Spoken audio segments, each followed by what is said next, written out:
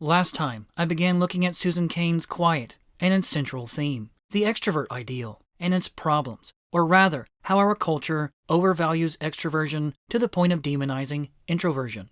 I left off with how the old values centered around character, living a moral and noble life, shifted and became centered around personality, creating outer charm, forming a personality, and making people like you. But from here, Cain continues, examining the state of education in the 20th century in relation to this extrovert ideal and the fixation on personality. Child guidance experts of the 1920s set about helping children to develop winning personalities. Until then, these professionals had worried mainly about sexually precocious girls and delinquent boys. But now psychologists, social workers, and doctors focused on the everyday child with the maladjusted personality, particularly shy children. Shyness could lead to dire outcomes, they warned, from alcoholism to suicide, while an outgoing personality would bring social and financial success. The experts advised parents to socialize their children well, and schools to change their emphasis from book learning to assisting and guiding the developing personality. Educators took up this mantle enthusiastically. By 1950, the slogan of the mid-century White House Conference on Children and Youth was "A healthy personality for every child."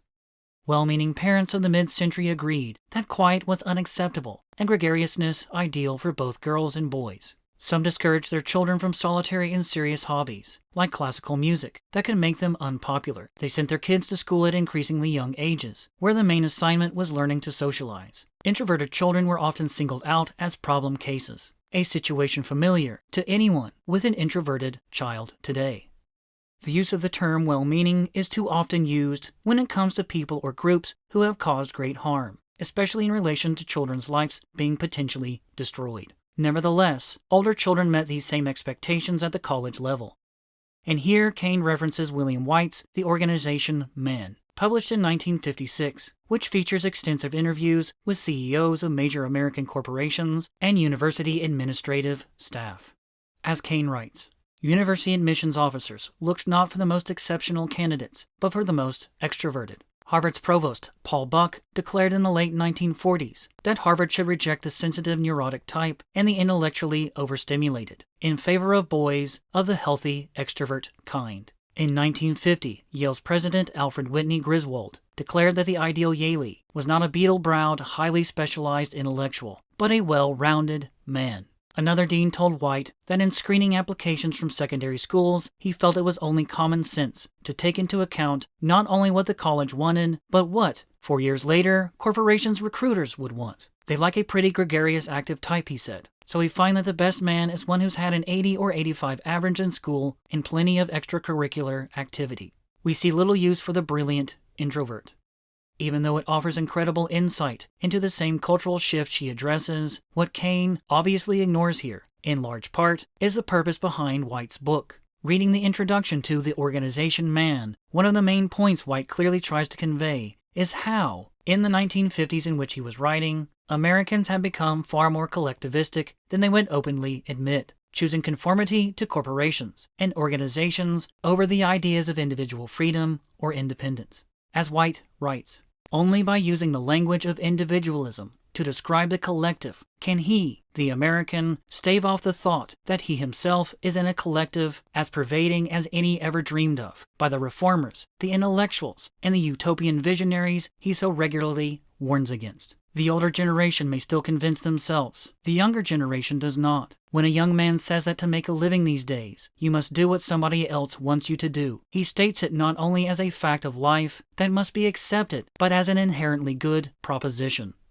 These ideas are a part of a set of moral principles that Whyte identified in mid-20th century America and labeled the social ethic. He adds that they could also be called the organization or bureaucratic ethic. As Whyte argues, the belief system is wrapped up in the following line of thought. The gist can be paraphrased thus. Man exists as a unit of society. Of himself, he is isolated, meaningless. Only as he collaborates with others does he become worthwhile. For by sublimating himself in the group, he helps produce a whole that is greater than the sum of its parts. There should be, then, no conflict between man and society. What we think are conflicts are misunderstandings, breakdowns in communication. By applying the methods of science to human relations, we can eliminate these obstacles and create an equilibrium in which society's needs and the needs of the individual are one and the same. Essentially, it is a utopian faith. Here we see the possibility that the emphasis in the mid-20th century on developing children to have gregarious, active, dominant, and energetic personalities, and so on, as Cain outlines, is all about creating adults who can function in the corporate and organizational environment. In order to create utopia, the individual must step in line or be left behind. And, in short, Cain's focus on introversion in an extroverted world is only one line of questioning that might be taken in relation to this utopian faith. And here I am reminded of Joost Meerloo and his book, The Rape of the Mind, The Psychology of Thought Control and Menticide. It is a very nuanced book, but this one line is important, especially in relation to the topic of education. Loyalty is a relationship. Loyalty to family, friends, or country has to be deserved. But I do appreciate Whyte's own nuance when addressing individualism versus collectivism and conformity. An individualism as stringent, as selfish as that often preached in the name of the Protestant ethic, what Cain might call the old culture of character, would never have been tolerated, and in reality our predecessors cooperated with one another far more skillfully than 19th century oratory would suggest. Something of the obverse is true of the social ethic. So complete a denial of individual will won't work either. And even the most willing believers in the group harbor some secret misgivings, some latent antagonism toward the pressures they seek to deify.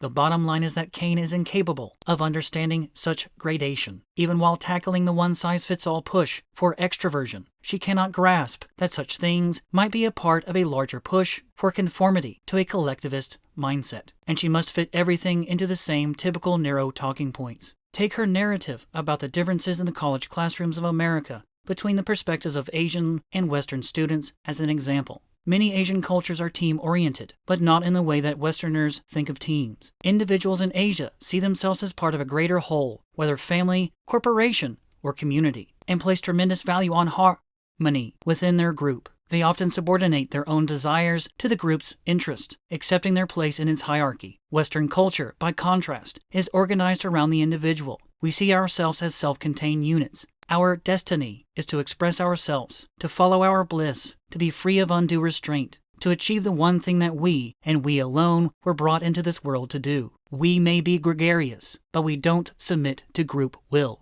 or at least we don't like to think we do.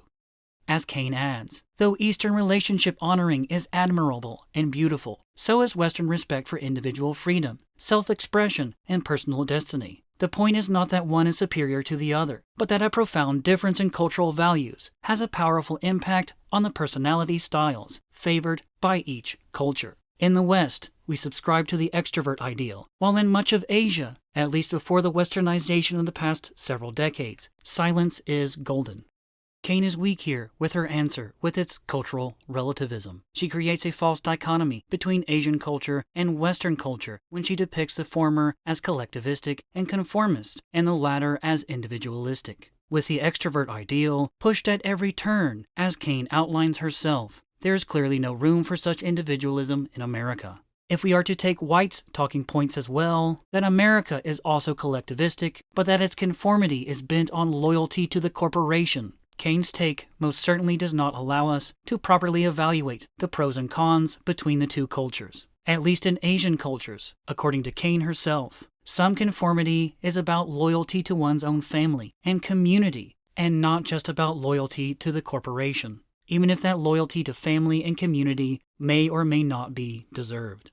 But I will leave it off there for now, picking back up next time with some of the negative and positive differences between extroverts and introverts, and how Cain continues to draw black and white conclusions. I hope to see you there.